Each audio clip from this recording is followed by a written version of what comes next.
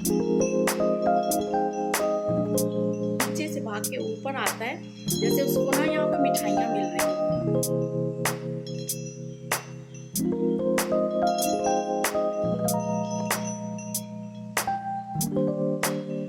Hello everyone, welcome back to my another vlog. और सारे कितना चंगे, चलो तुसी चंगे दा सी बहुत ही चंगे।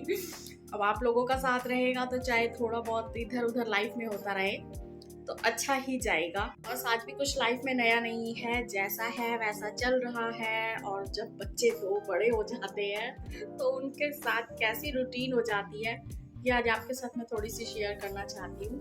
कि बच्चे बड़े हो जाते हैं, फिर लगता है बहुत काम अब कम हो गया है, लेकिन जब जिस पे जो बीतती है उससे पता चलता है कि काम कितना ज़्यादा हो गया है। तो नाश्ता निपटाने के बाद यहाँ मैं लंच की तैयारी करने में लग गई हूँ और यहाँ बना रही हूँ आज मैं सिंपल सी भिंडी। और मैंने किचन में एक सीज़र रखी हुई है, क्योंकि जब मैं मिर्च काटती हूँ तो मेरे हाथों में बहुत ज़्यादा चुनती है, तो इसलिए मैं सीज़र ही यूज़ करती हूँ ताकि मेरे जो हाथों में मिर्च लगकर ना चुने। चाहे कितनी भी कम तेज़ वाली हो तो भी मिर्ची अगर मैं चाकू से काटती हूँ तो वो मुझे बहुत ज़्यादा सारा दिन चुनती रहती हैं। तो यहाँ मैंने इसमें थोड़ी सी काट ली हैं मिर्चें लंबी लंबी, क्योंकि वो मुझे बहुत अच्छी लगती हैं। हर सब्जी में मुझे जो लंबी लाल मिर्चें होती हैं और या हरी होती हैं, वो मेरा दिल करता है लंबी लंबी कटी हो तो मैं उन्हें अलग से निकाल कर खा लूँ।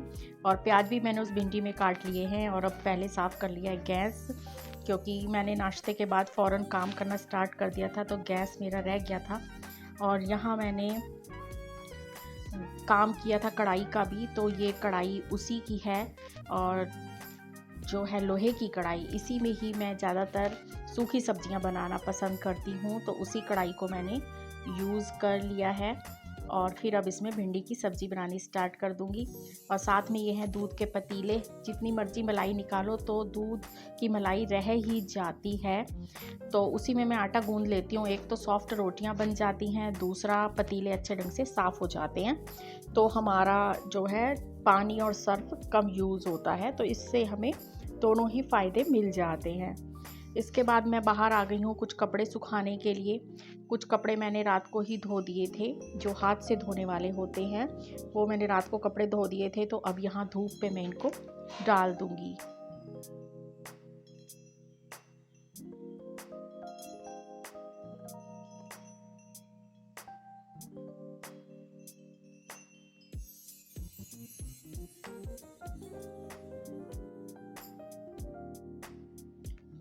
और कपड़े क्योंकि अंदर ज़्यादा अगर बरसात हो तो डालने सही रहते हैं, बाहर डालो तो ही सही है, नहीं तो स्मेल आ जाती है। तो यहाँ मेरी भिंडी भी साइड में हो रही है, तो लगभग बस हो गई है, तो मैं गैस ऑफ कर दूँगी।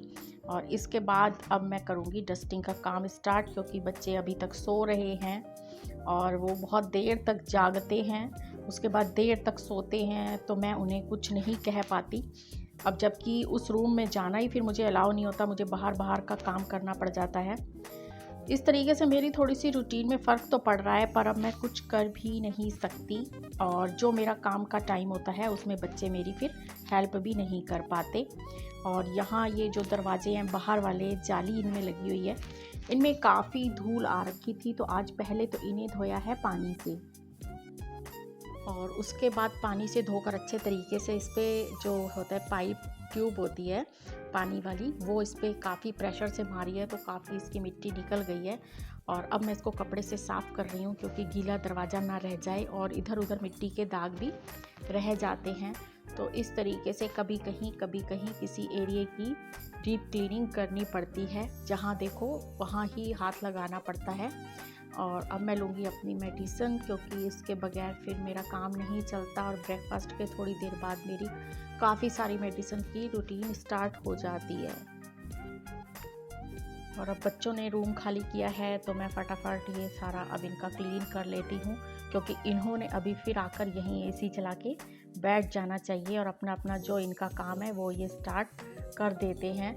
तो बस फिर मैं इनका कमरा पहले ठीक करूँगी और थोड़ी सी डस्टिंग वगैरह जो ज़रूरी है वो भी कर दूँगी। तो सुबह का काफ़ी मेरा काम निपटता जा रहा है। और अब मैं यहाँ पे बनाऊँगी इमली की चटनी, जो कि मैं हर टाइम अपने घर बना के रखती ही हूँ। क्योंकि बहुत सारा सामान मेरे घर ऐसा बनता रहता है तो चटनी बनानी बहुत ज़रूरी हो जाती है। ये सब काम अगर मैं अपने हाथों से ना करूँ तो मुझे सुकून नहीं मिलता, क्योंकि बाज़ार की चटनी मुझे बिल्कुल भी पसंद नहीं आती, चाहे टोमेटो केचप हो या बाहर मीठी वाली चटनी हो। तो ये गुड़, इमली और चीनी वाली मैं चटनी बना के डिब्बे भर के रखती हूँ। ये ख़त्म हो गए थे तो आगे अब टाइम में आने वाली फिर ऐसी कई डिशेस बनने वाली हैं जिसमें इस चटनी की ज़रूरत पड़ेगी।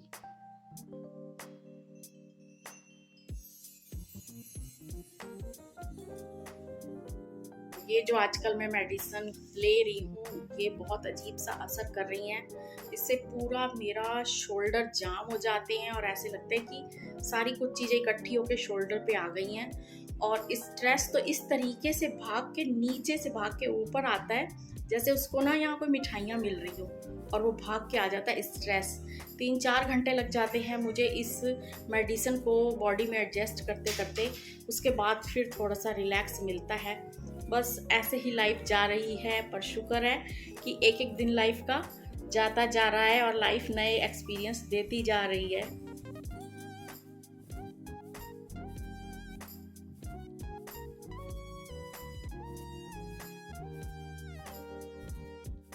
तो अब मैं आपको सीधा शाम को 4 बजे के करीब मिल रही हूँ। लंच के बाद मैंने रेस्ट किया है थोड़ी देर और मौसम भी अब फिर से ख़राब होने लग गया है, क्योंकि पता चलता है कुछ मिनट में बादल आ जाते हैं, कुछ देर में आंधी चलने लग जाती है।